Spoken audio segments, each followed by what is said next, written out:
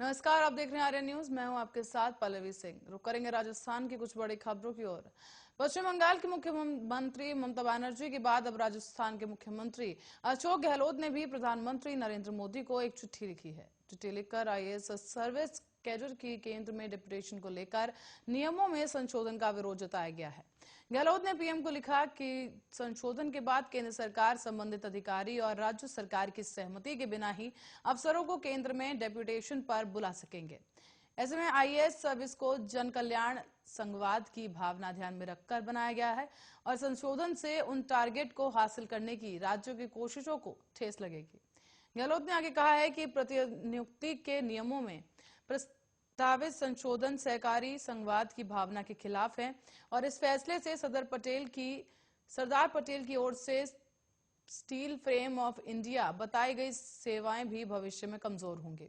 गहलोत ने संशोधन रोकने का आग्रह भी किया है। साथ ही उन्होंने संशोधन के केंद्र और राज्य सरकारों के लिए तय किए गए संवैधानिक क्षेत्राधिकार का उल्लंघन भी बताया गया है। राज्य के पोस्टेड आईएएस अफसरों में निर्भय होकर और निष्ठा के साथ काम करने की भावना में कमी आएगी। साथ ही ये भी कहा गया कि गहलोत ने अपने पत्र में लिखा कि देश के पहले गृह मंत्री सरदार वल्लभ भाई पटेल की ओर से 10 अक्टूबर 1949 को संविधान सभा में आईएएस सेवा पर हुई बहस के दौरान दिए गए वक्तव्य को उदाहरण दिया गया। इसमें उन्होंने बिना किसी डर पक्षपात के अपनी राय रखने की पैरवी की थी और इसी के बिना भारत अखंड नहीं होने की बात भी कही गई।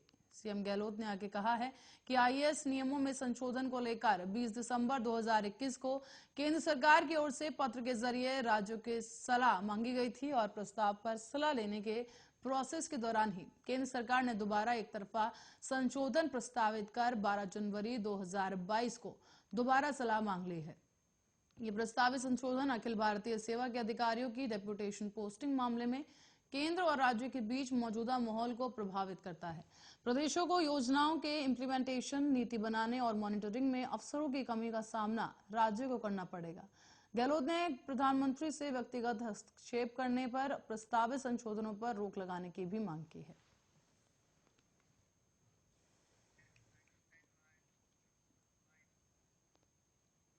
और जैसलमेर में भारत पाकिस्तान बॉर्डर पर शनिवार से बीएसएफ हाई अलर्ट पर है। सरहद पर बीएसएफ का सबसे बड़ा ऑपरेशन भी शुरू हो चुका है, जो कि 28 जनवरी तक चलेगा। इस ऑपरेशन को सर्द हवा नाम दिया गया है। साथ ही 24 जनवरी गणतंत्र दिवस को देखते हुए भारत और पाकिस्तान की सीमा पर चौकसी को बढ़ा दिया गया है, ताकि सरहद पार से कोई भी परिंदा पर ना मार सके।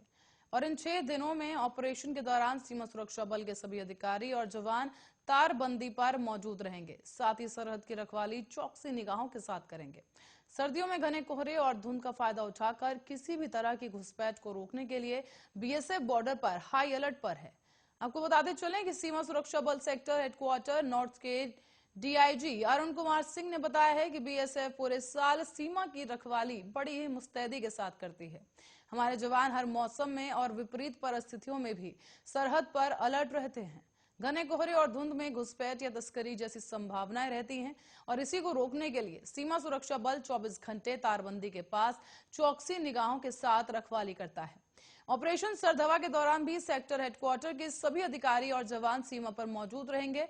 28 जनवरी तक बॉर्डर पर तारबंदी के नजदीक जवानों के साथ उनकी हौसला अफजाई करने के लिए अधिकारी भी तैनात रहेंगे।